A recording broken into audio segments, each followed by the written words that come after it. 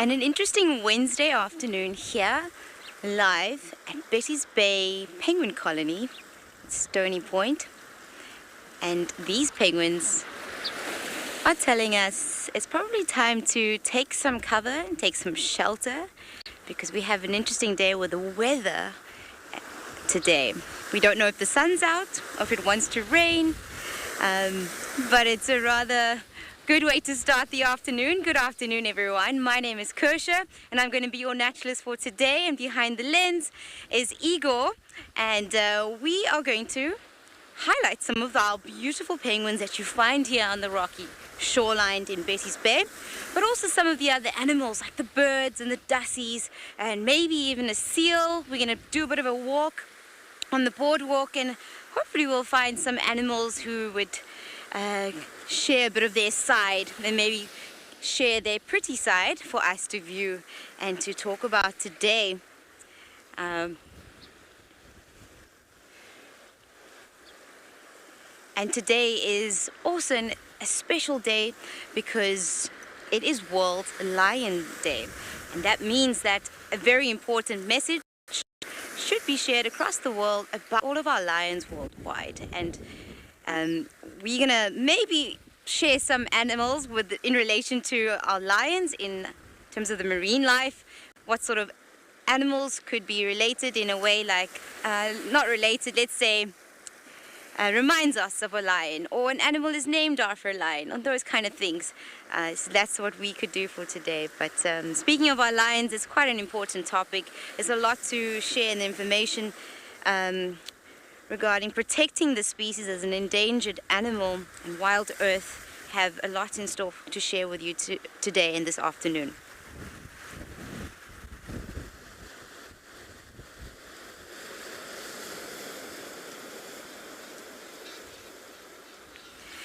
So to our viewers, please remember to register on wildearth.tv/questions. Or alternatively, you can use the QR code to register, because we would love to hear from you. We want to hear all of your questions. We want to hear your comments, any stories in relation to our lions out there, or anything in the ocean environment. And I would love to share some of my insights on that as well. So please do comment on various things that you see today. And like this interesting group, we just saw a penguin that arrived, came back from its swim. And I always say penguins are an interesting animal, the way they waddle along and after swim, and now to adjust. After being quite an aquatic animal, their design and shape is suited for the ocean. And the next stage is to get onto land, and as you can see, waddle to the left, sway to the left and right, just to get to the other side of the rock, and carefully. So today is, I'd always say, the last time I was here, the sun was out, there was no wind, it was a beautiful day, and today is also just as beautiful, but slightly chilly. But I think it would be a perfect time to check in with our weather forecast and have a look at what's in store for today.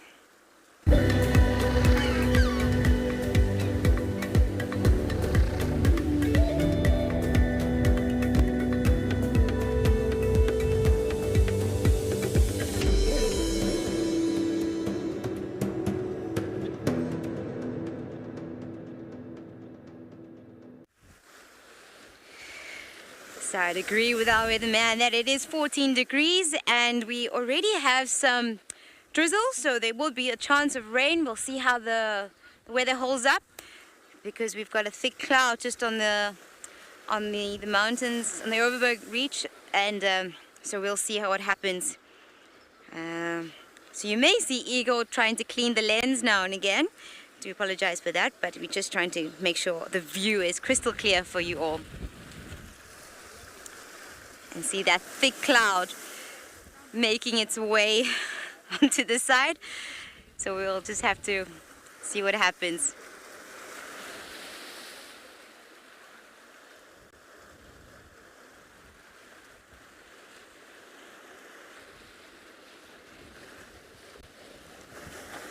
So you'd think that most of these animals would also be taking some cover, like we started with those two penguins, but all the other ones are out and about on the rocks, and the dussies we saw earlier on. Some of the birds are probably getting ready to take some shelter, but there were a few flying around, and we'll see what happens for the day.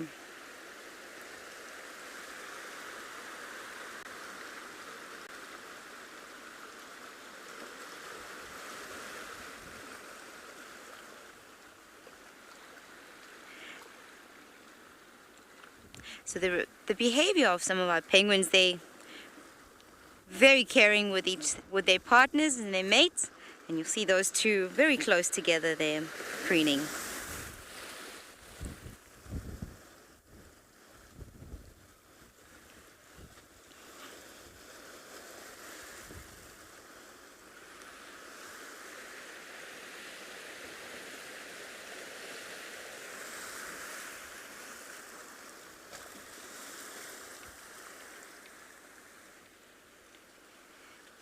Thank you, Kimberly, for that comment. It is indeed a very happy day to be celebrating Lion Day, World Lion Day, and a lot to learn and a lot to share today. So we will be on, well, we're going to be talking about some of our lion examples. So if you have any ideas of marine examples in relation to a lion, please do share. I'm going to give you a few minutes. What comes to mind if you think of the ocean and a lion? What's the first animal that would come to mind that reminds you of a lion? And then we'll talk a bit more about that in a moment.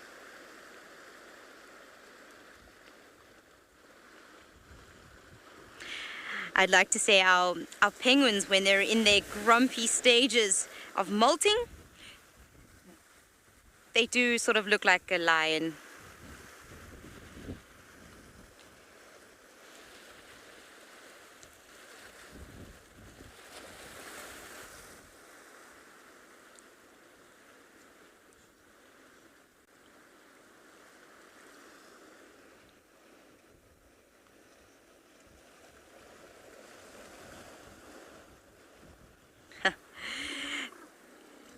Thank you, Lily, for that question. Could our dussies be considered the cats of our penguin beach?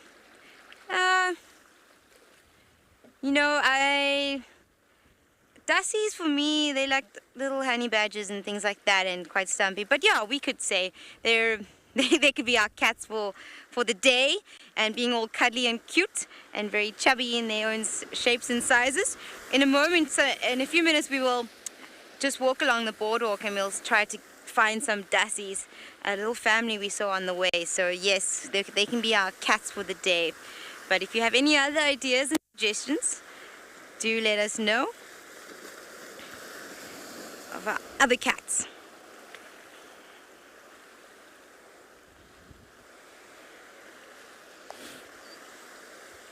So as I was saying, the penguins have that very grumpy look, because when they have in their molting stages, and I always say they've got this mane around their head, because the last bit of their molting stage would be their head and their flippers. That's the last bit of the molt. Most of the rest of their body would have been done with the molting. So they look like they've got this mane around their head. So that can be sort of like our molting lion penguin.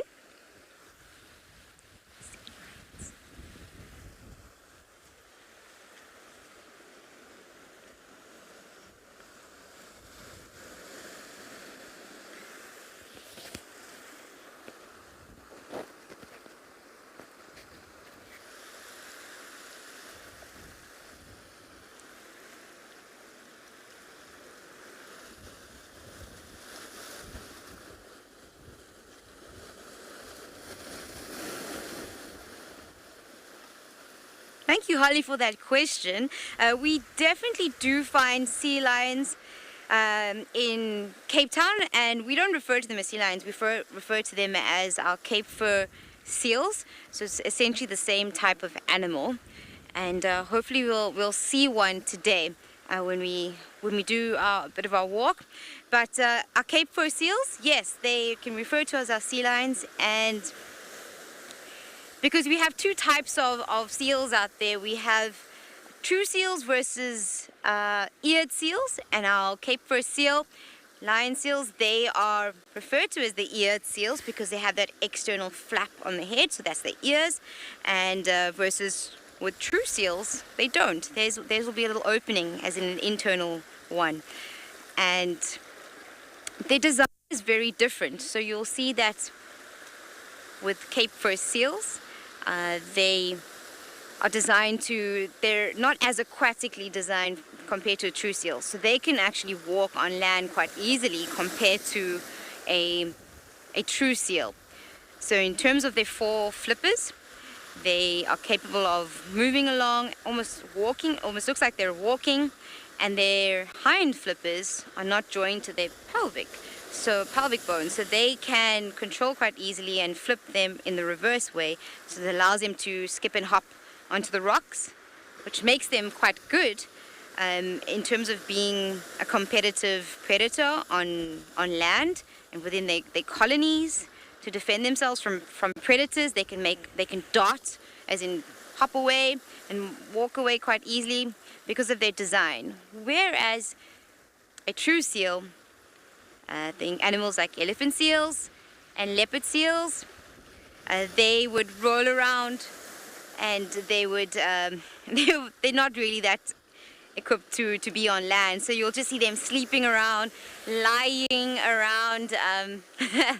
One of the little lion puns that we had, that makes them a true seal. Okay, so those two we also find on our shoreline here in South Africa, Cape Town. The leopard seal and the elephant seal. And it's very rare occasions, but they're starting to send the message out to come visit our waters here in Cape Town. But commonly you'll find our Cape Fur seals in Cape Town. If you're on a boat or a kayak or just walking along the coastline here and you see a seal, the chances are that animal is a Cape Fur seal.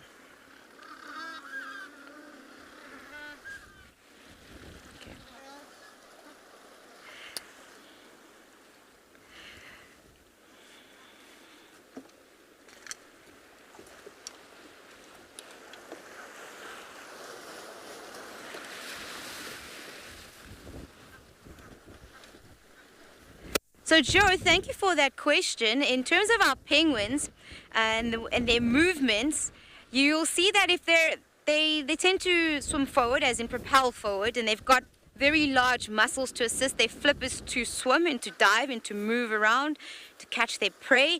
But in reverse, it doesn't really happen. They're usually on their backs and they're floating around, and that mostly happens when they're bathing and cleaning up after a meal. So they wouldn't swim in that reverse, but they'll go around and to move back in the reverse side. Okay, so it's always front propulsion. But their muscle is quite large for their swimming, because they need that for diving and for foraging and hunting for food. They have very short limbs. Those webbed feet also assist for movement. And those fins, they are tucked in, and they can help them to glide. Sign up to be an explorer and watch WildEarth totally ad-free. Yep, you heard me right. No ads at all. And not only this, but by becoming an explorer, you help us on our mission to conserve wildlife. You spread awareness about these creatures, and you contribute to helping our planet. Enjoy WildEarth as it is intended, naturally, uninterrupted, and totally advert-free. Sign up today for this and so much more from WildEarth. We want to make it even easier for you to interact with our guides whilst watching WildEarth. When you see a QR code like this pop up on your screen, then open your phone camera, point it at the code, and you will be taken directly to our question page. Simple as that. Then you can let us know what you want to see, ask questions, and much more. I've had it before where I've been walking and a waterbuck's jumped out of the grass. It's quite a frightening experience. WildEarth, it's in your nature.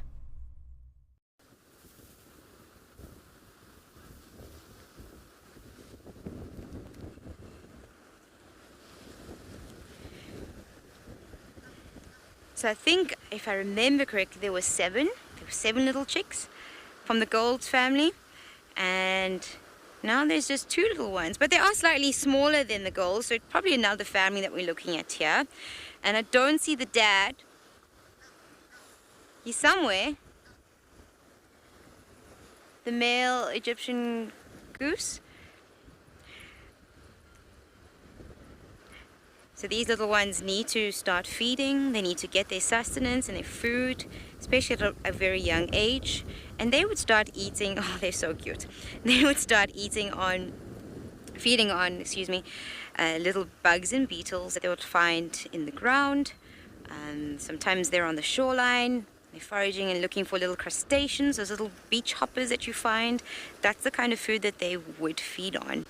And eventually their diet will change as they mature and grow into juveniles and adults, and they would feed primarily on vegetation, so grasses and shrubs and things, and that's what they would feed on.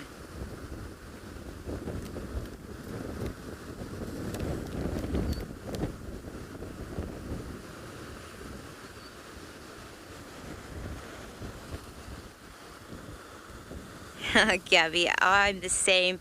Ego and I are admiring these two little ones here, and they look so warm in their little down feathers and moving along. Very sweet chicks out here. I just love how the mom has just got her eye on us. She's just checking every time to see what we're up to.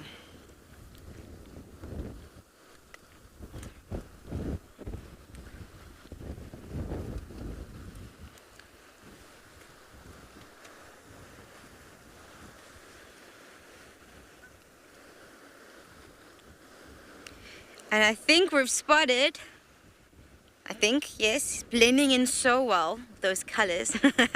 And he's just chilling there on his back. Wait, no, not on his back. Looks like it for a second. So yes, there's a Cape Fur seal. Aren't we lucky today? We are spotting one of those seals, and it's rather interesting to see their movements because he's in a very awkward position. He's obviously been out for a nice meal and back for some rest, and just resting on this rock right now.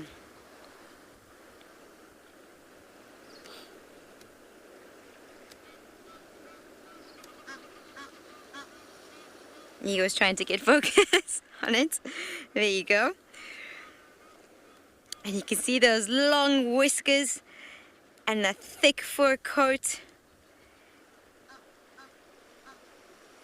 And you know, with these Cape Fur seals, they're kind of like humans, hey? So they look like they're sleeping and they're waiting just to make sure that predators aren't around they can't hear. And they'll always keep one eye open, just checking anyone around, anyone approaching.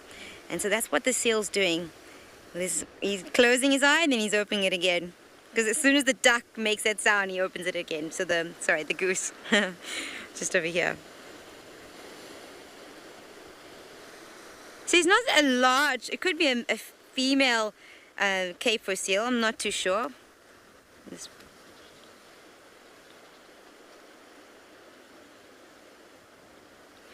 Thank you, Linda, for that question. So our Cape Fur seals, their colonies are doing all right. Their populations are on the increase in terms of in the past and those things, but they're still under threat in terms of it's a growing population, but due to the human conflict that we have, the human-animal conflict that there is, especially around harbors and places where there's homes that are built along the coast and there's lots of holiday movements, you'll find a lot of pollution, a lot of litter, especially where there's fisheries involved and fishermen on the shoreline, because seals are quite curious animals.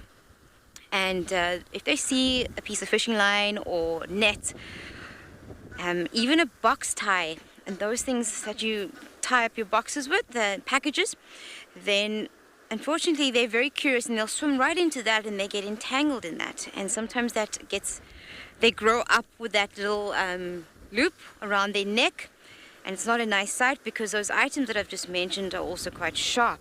and then it'll start cutting on their neckline, which is not the greatest thing to see, because that wound can get infected, and their chances aren't very high if that does happen. So unfortunately, they are threatened by a lot of the plastic pollution in the ocean, and we find a lot of those animals at the aquarium as well. So part of my work, I work at the Two Oceans Aquarium, and we find seals there that we can monitor. So we have a platform where seals can hop up and just rest for the day. And unfortunately, what we find is some seals with entanglements that are needing some assistance from us. And we have a team that can work on those animals and to cut the loop and to find, there are wild seals. Oh, and he just got covered with some water. And it's just, I kind of relate with the seal. It's when you're at the beach sometimes and the tide comes in and then you have to pick up all of your things, but I don't think the seal is too phased. The spot is too comfortable right here, and he's just going to rest for a bit more. Never turn your back on the ocean. I've always said that.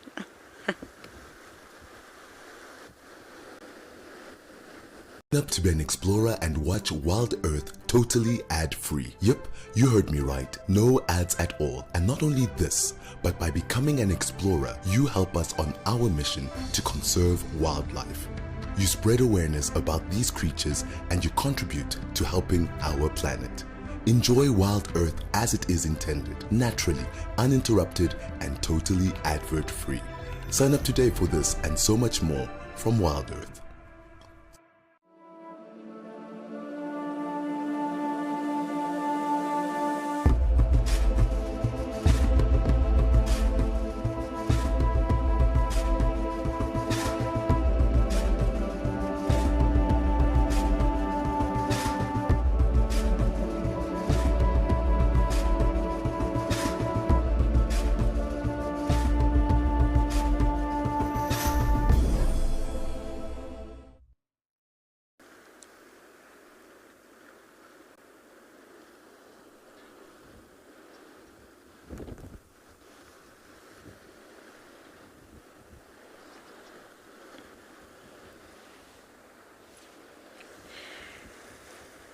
So what's interesting with our Cape Fur seals and how they keep warm, they are quite insulated with a thick fur coat that they have. Also a lot of blubber to keep them nice and warm. But another process with seals is that when you're out and about and you see seals on the water, just at the surface, you may see their flipper just sticking out and stretching. Almost looks like our seals are doing a bit of yoga and acrobats in the water. And that's purely a mechanism to cool down or to either to warm up, as in their vessels are very closely packed along their flippers, and the moment that reaches out, those vessels are exposed to the air, and that can help them, if they're exposed to the sunlight, warms up the blood that are closely packed in those vessels along its flippers. So the blood circulating within those vessels from internally moves to the flippers, warms up, then goes back into the body again, and then you find the circulation of this heat, and they're warming up at that same time.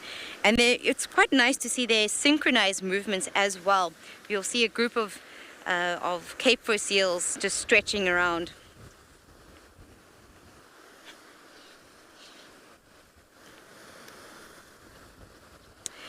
Penguin guy, thank you for that question. So seals, they generally in the darker shades, in different colors. So for like our leopard seals, they're gray with a few spots on their body, and with the Cape Fur seals, they're quite dark colors.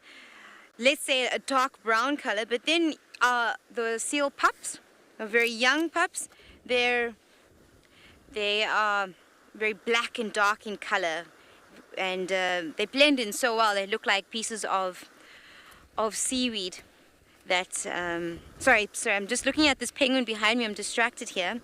I'll show you now in a minute. But yeah, the pups look like bits of seaweed on the rocks. So you see what's inside the nest. I just got a little scare from behind me here. There's quite a sad sight we're seeing now is a penguin in its burrow But if you look very closely inside there, unfortunately it either picked up a bottle or somehow that bottle has gotten into that nest. So Ego and I, we will make sure that we will ask someone to come and assist to remove that plastic bottle. It should not be there at all. I'm very upset seeing this, and I think he's on his own. Yeah, there's not many animals in there. Other chicks, sorry, in there.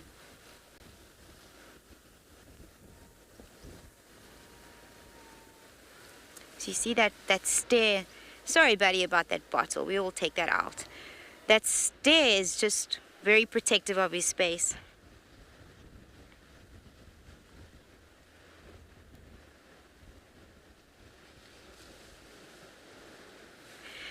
Thank you, Tyler, for that question. So our penguins, you know, in the past, so what you're seeing is this, almost like a burrow. You say it's a cave-like structure, and in the past, and he's showing off how to create a beautiful little burrow, a little nest for the penguins. So naturally now that's what penguins do. They'll find a nice suitable spot where there's a lot of vegetation, where they can shelter their young and protect them and keep them warm. So they need to keep their eggs warm when they lay their eggs and keep them nicely insulated. So what penguins do, they'll make their nest with pieces of twigs and shrubs and any kelp as well, feathers that they have. They group that in, and I'm sorry for the sound in the background. We just have some people walking by, so you may hear that soon. And yeah, so they create their nest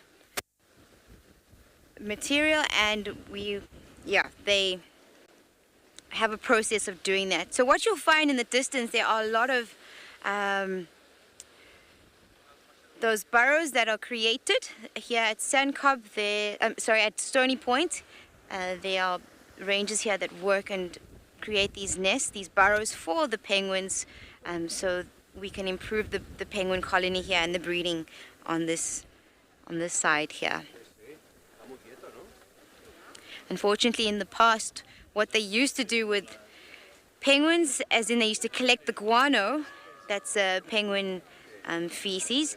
So that guano is used to make up their nesting material, and in the past people used to collect that and use it as fertilizer. So that also caused some sort of impact to the decline of our penguins, and that removed the nests of these animals. So they had to find a new way to protect their young, and these burrows in the ground was one way of doing that, and the ones that we've created here for them.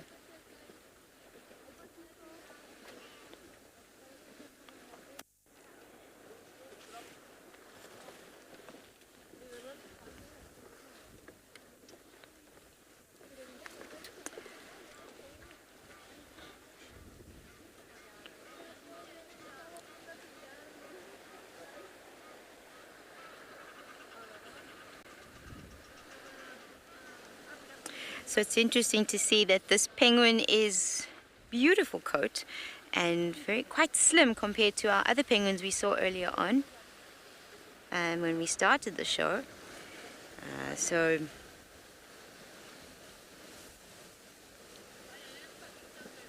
he's not sure what he would like to do. But there's someone with a nesting material and the chick inside. Just in the distance we tried to focus this. Mom or dad brought some nesting material to that nest over there, and there is a little chick in there, which now we can refer to as a blue.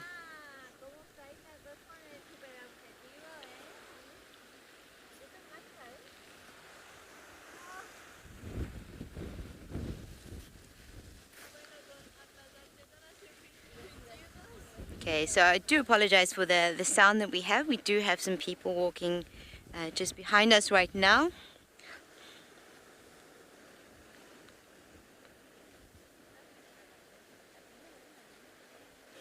Lisa, that's a very good question. I would say in my opinion, I think that the penguin would find it looks like a cave, it looks like a sheltered spot, and there might have been already some nesting material that they popped into those little man-made burrows here. I'm not too sure. I'd like to look more into what started the process and what initiated it, in other words, and how did we get the penguins to start using that as a nest. because they also do that in Boulders Beach and another colony, penguin colonies, just to help the penguins out and just to help them to nurse their young and to ensure that the colony does really well. So what popped out there was a beautiful blue, and you can see he's got a little bit of its down feathers still on. We can say for now, because it's World Lion Day, he's got a bit of a mane, a slightly, oh, he's just hidden away now. So bit of a lion's mane on the back of its neck, and a beautiful sight to see, and a very good parent who is bringing some of that nesting material for that nest.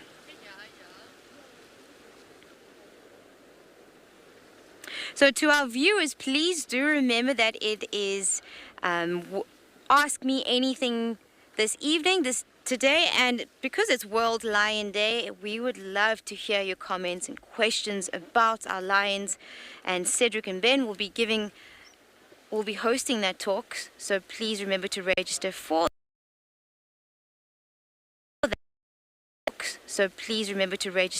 that. And they have a lot to share with you this evening.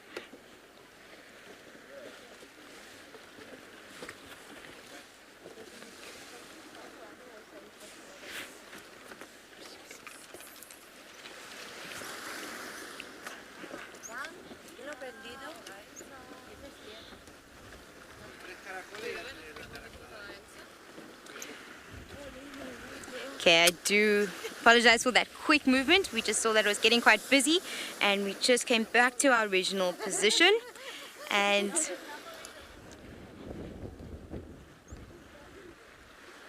back to see these penguins. So there are a few sort of chubby penguins who are probably ready to molt, as in they're fueling up and they've been feeding and they need to molt, so they would have to eat a lot to prepare themselves to be on the beach for around 20 days to undergo a molting process. And then we can say that's their little lion mane that they want to get rid of. So they're old feathers and they'll have a new one just underneath.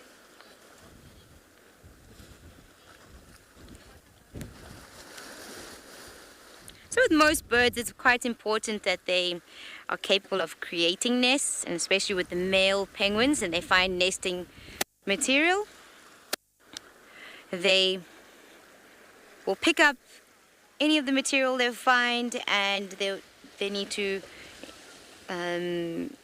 sort of prove to their mate that they're capable of producing a beautiful nest. They're a good mate, as in the males, there's a good dad, and that's quite important with most of our coastal birds, as a behavior that they show for mating and finding a suitable mate.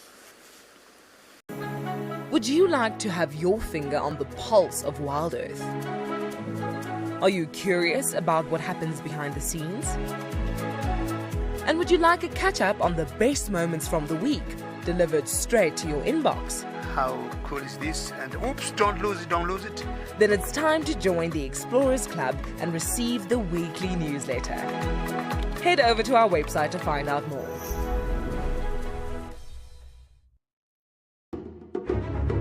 Delve deeper into what WildEarth can offer you.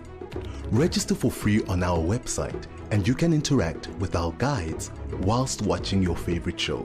Once registered, you will also have access to some extra special content. There might be something along here. I think we should go have a look. Registration includes filling in your email address and creating a password. It's that easy. WildEarth, it's in your nature.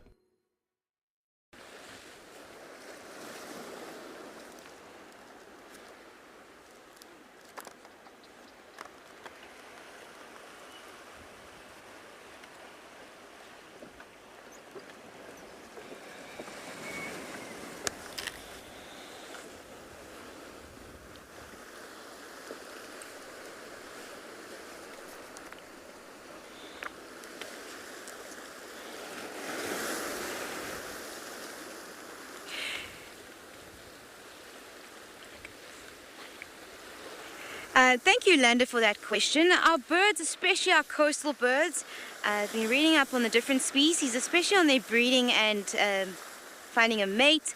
and there are definitely monogamous pairs around here. It means that they're staying with this partner for quite some time, and should that animal be threatened in any way or any health problems and things like that. So sometimes these penguins do choose, or some of the birds, to find another mate, but generally they are very good to sticking with their one pair, well, their partner in a pair for a very, very long time. So that behavior is quite good to see, and it's nice to see our penguins happy in their groups.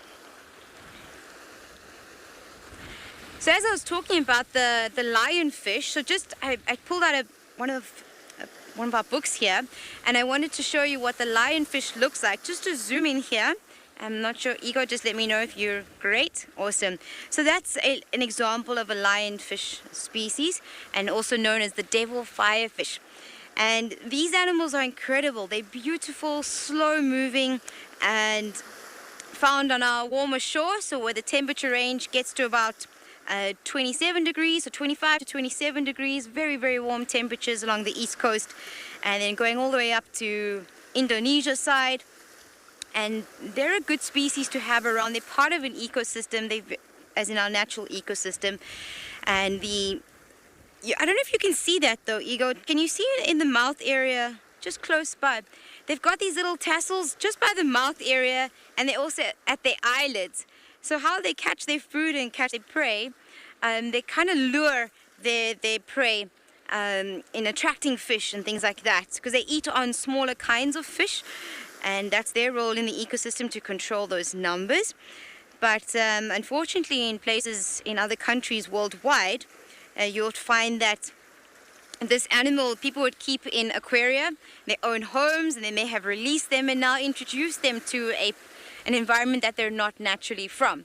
So we then refer to them as a invasive species, because there are places up north where they are taking over the local fish species. They're invading the space.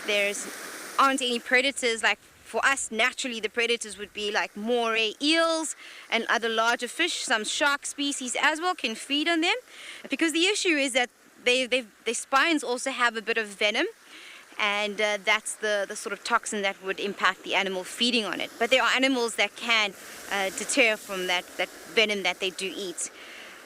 So in those places where they are referred to as invasive species, there are days where some fishermen and local recreational fishermen are allowed to go out, and they are fishing just for lionfish, catching them, and they would eat them. So there's a way to defillet them and despine them, in other words, and to not get the toxins into the fillet.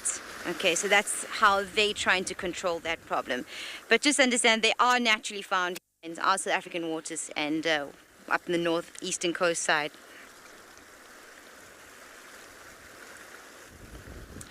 And just an example of one of our lionfish, just to compare. So we have a sea lion and a lionfish. Got penguins with a bit of a mane, a lion mane around their body. I love how cute these two penguins are. They're trying to get the piece of kelp in the water. They're just playing around.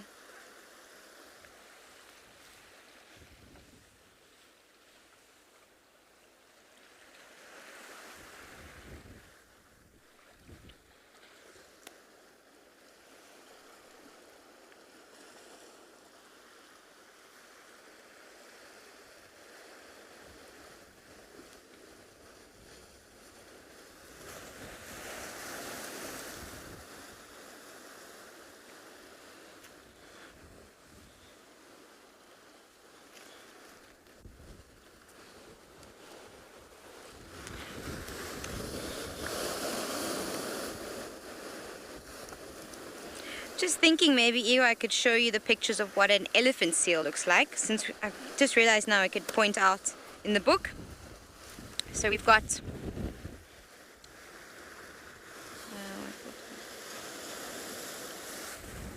so that would be the elephant seal that you find here, as in you may see here. We have Buffel that regularly visits our waters here around Cape Point.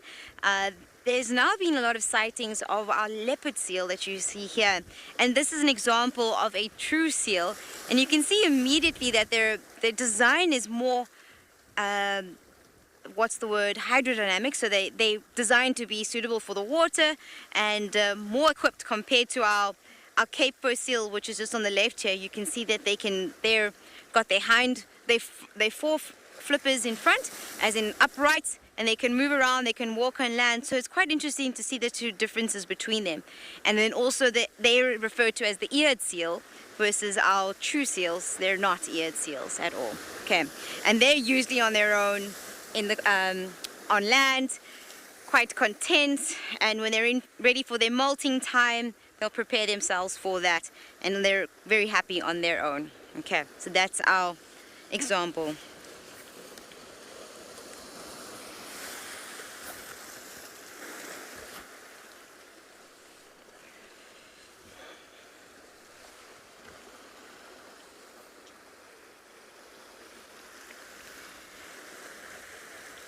Thank you, Kellyanne, for that question. Our seals are definitely one of the predators that prey on our African penguins, and they look very calm here. We saw the one Cape Fur seal that's just relaxed and all content on the rocks there, but when it's time for hunting and feeding, these penguins will immediately know that that seal is out to get them. And we've seen it a few times on the rocks here, that suddenly a seal would just hop onto the rocks, or if that seal was just resting for the day and suddenly wakes up, makes its way into the water again, those penguins are still on high alert, and they wouldn't have to defend themselves and to move away, and they'll move away in their numbers, in their groups.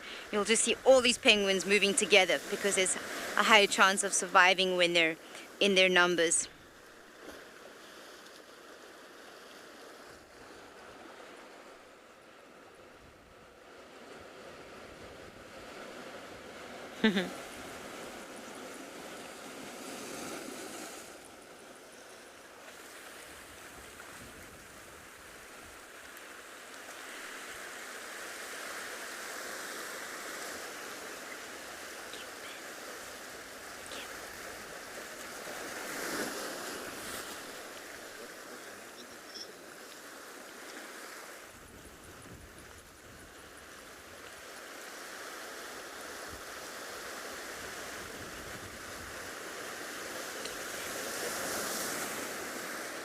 Thank you, Given, for that question. With our penguins, I'm not sure of the amount of food that they need to eat, but with our little chicks, when they're growing up, in terms of adults, I'm not entirely sure of how much exactly they need to eat, but adults, they need about 200 grams a day, and so they need to keep feeding their chicks, and the parents need to ensure that they get enough food. But I'll definitely look up exactly how much food that these animals eat and need to eat.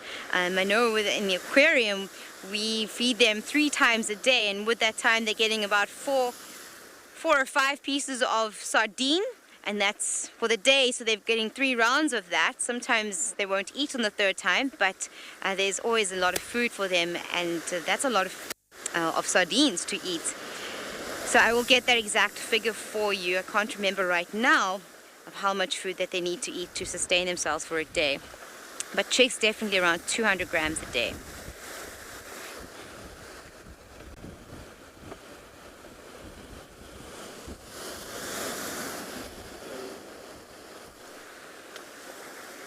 Hi, I'm Cedric. And I'm Ben. And we are hosting an Ask Me Anything on World Lions Day. Did you know that a lion's roar can be heard over 8 kilometers away? Or that female lions prefer to mate with males that have the longest and darkest manes. Have you ever wondered if lions are good swimmers? Or why they have lighter fur just beneath their eyes.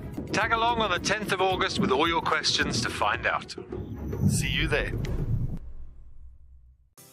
We are offering our explorers another extraordinary WildEarth experience. Explorers stand a chance to win a 3-night stay for 2 at Amakhala Game Reserve, picturesquely situated next to Addo Elephant Sanctuary Park. Enjoy an authentic bush lodge experience in the luxurious Woodbury tented camp and feel the heartbeat of Africa on exhilarating safari drives. Sign up to be an explorer today and you might soon be off to this untouched safari destination with WildEarth.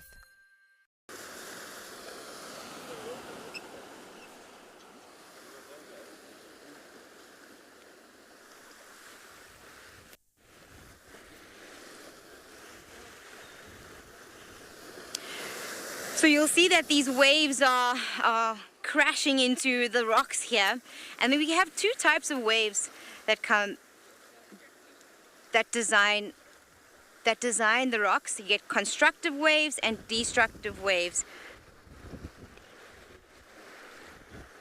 And constructive waves, they essentially it's a very strong swash. So the movement of a wave up onto the beach or onto the rocks, and that is responsible for bringing up all this material to the shoreline. So we refer to that as a constructive wave. Then sometimes you get a destructive wave. It has a very weak swash, so there's not much of that material that comes in, but when the wave goes into reverse and back into the water, it also cuts down and it shapes the rocks that you're seeing here. And it's also picking up sediment, and those sediments are kind of crashing against the rocks there and part of the process of coastal formation. So the rocks are faced with a lot of weathering, so you see the sandy shore there, it's full of sediments. If you get a nice close-up of the sediment, then that's made up of various pieces of shells and types of material that we'll have to get into another day, because I'd love to show a sandy shore from Penguin Beach one day. But there you'll see those rocks, they're all shaped in a position according to the wave action and how the material is brought in.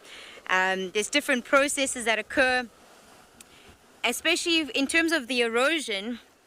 As waves are crashing into rocks, you'll find that some of the rocks have little air cavities and air spaces, and when the water crashes in, the wave enters these cracks, and then it kind of shapes our coast, because it forces it out, it adds more pressure, and it weakens the rock to either break and to release that sediment into the ocean. So in places where there's lots of limestone and chalk cliffs, you'll find that the surrounding waters are filled with the sediment that we find on our rocky shore. Okay. Then you also get sometimes rocks, as the wave comes in, some rocks and bigger pebbles and sediments will crash into those rocks. So that's also a form of erosion. And then you also will have a process where you'll find that when rocks crash into each other that are floating around, like you'll find the pebbles on the shoreline. So those are smooth and eroded over time, and that's purely due to a process known as attrition. So that there's so much power and energy that comes from the ocean that helps to form our pebbles on the beach, the wave-cut platforms on the rocks, on the cliffs, and then creating essentially some sort of cave. So because those little air cracks will develop and create a cave, sometimes they'll have an arc that is created over time if there's a lot of wave action, and it's just a beautiful thing to see over hundreds and thousands of years, the process that we find here. So it's quite interesting with our rock formations that we have. And Betty's Bay, I must say, is very unique with its coastline compared to Cape Town, and looking at those reaches. So that's made up of granite, we'll find, in Cape Town side, and Table Mountain.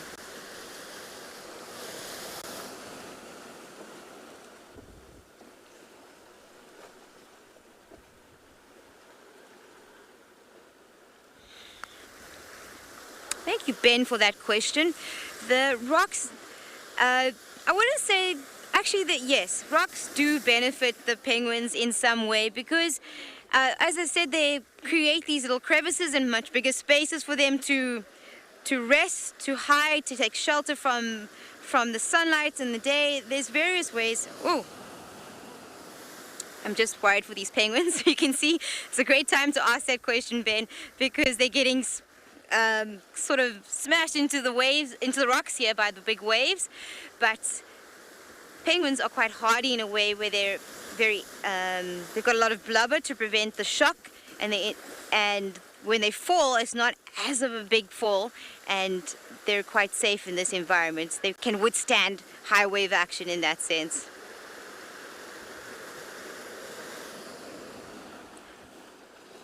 For the rocks, it does help them to take a break and to rest on the rocks for most of the day. And as you see on the rocks here, they're either just hopping along. You can see it's a very common spot because all the guano on the rocks is an indication that the penguins like this spot, and this is a good spot to rest. And they're not nesting in any way, so this is a great resting ground for them.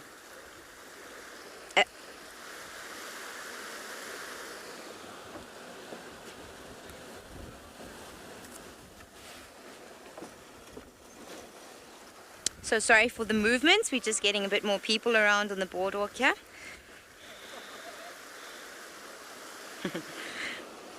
I see this little one in front here. He has quite a few spots on its body, on the front parts of its body, and it's very unique juvenile that we're seeing here. A lot more spots than usual.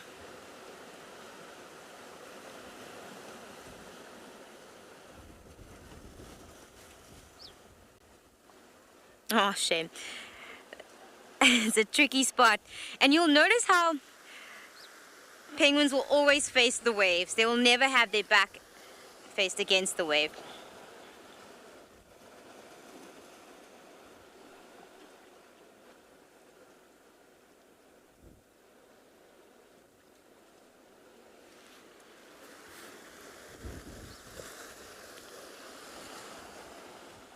Whoops.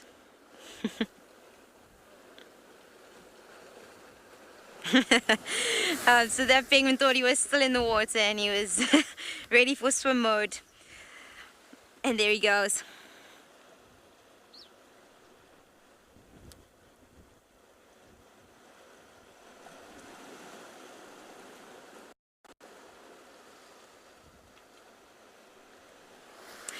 I'm just thinking that if I was in that position, I would grab immediately any piece of kelp that I find and just to hold on tight. But they do this so well. They're bobbing around and just seeing what they can find and play with right now.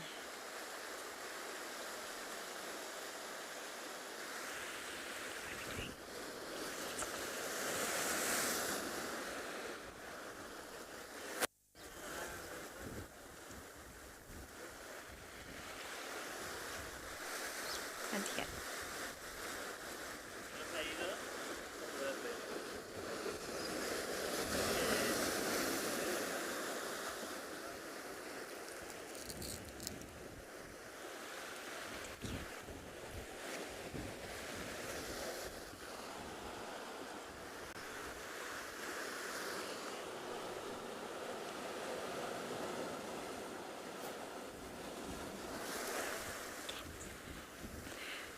Thank you, Megan, for that question. Regarding the closest species to a cat here at the shore, I'd have to think about that one. Caracal could be one. Caracals that we get here in the reserve. The leopard as well is that we find. So it's the caracal, the leopard. I'm just looking at Ego and I'm confirming with him of any of the other cats that we would find here. So yeah, there'll be the caracal and the leopard. And there has been sightings of this animal actually preying on some of our penguins here that you find and targeting the chicks as well. So that was a few years ago. But it's very difficult for the big cats to make their way here. Domestic cats, I haven't seen any because there are some homes right next door to the colony here. So there are some dogs as well that people may bring, but big cats would be your caracal and your leopard. But the chances of them making their way is very low. Okay.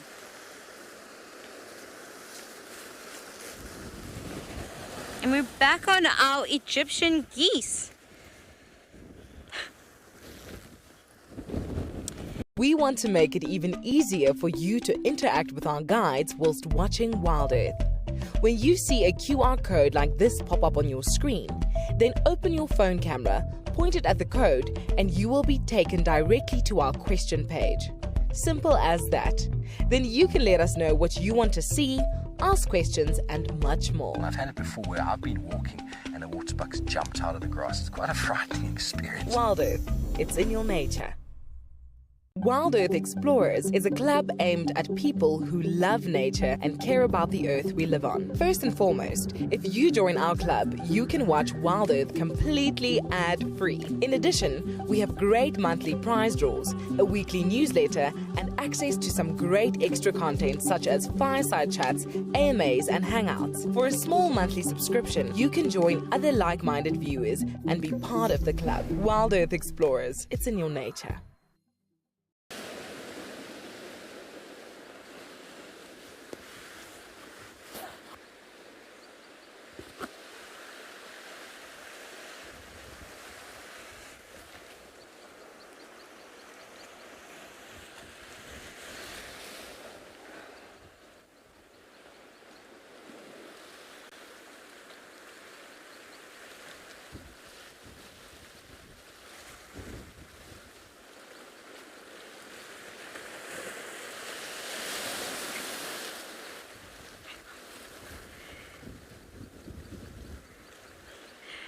Thank you, Holly, for that question. Regarding Egyptian geese, where they would build their nest, these geese, they tend to find spots here that's where it's sheltered in shrubs and things, low ground in the vegetation. Some Egyptian geese may find higher spots, maybe in some trees and things. So it really depends where this animal's from. So the Egyptian geese, they're in various parts of Africa, sub-Saharan Africa, and there's multiple habitats that they would choose to find to build their nests. But I think with this space, there's quite a few little places to hide as well with the vegetation here for their nests. So we've had an interesting day. We didn't get to see a lion, but we've covered a few things about seals, a sea lion, and a lionfish, some molting penguins with their little lion mane. We had a blue penguin that had a bit of a down feather on, that was its mane. So I thought we had a good sort of chat about some marine lions here. And yes, we do get some cats here, the caracal and the leopard, Cape leopard, that makes its way here.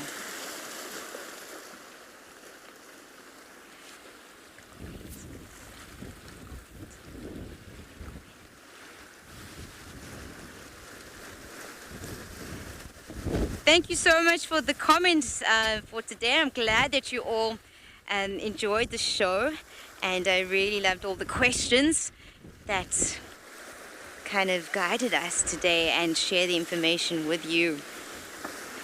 And I think it's time for us to also take some shelter because the wind has picked up and that cloud is pulling in. Just on the mountains, there's some thick cloud coming in, and I'm so grateful that it didn't cancel our show. So very happy to see that. So Ego and I will make sure that we pick up that bottle and that plastic bottle that we saw in the penguin nest, and anything else that we do find to ensure that this environment is safe for our penguins, the coastal birds, our dussies, even our seal that's on that rock that we got to talk about. So that's our task for the day. We hope that you've enjoyed the show today. Thank you so much, everyone, for joining in, and appreciate all of the questions. I hope that you have a lovely afternoon, and do sign in for the Ask Me Anything event this evening. All right, thank you so much.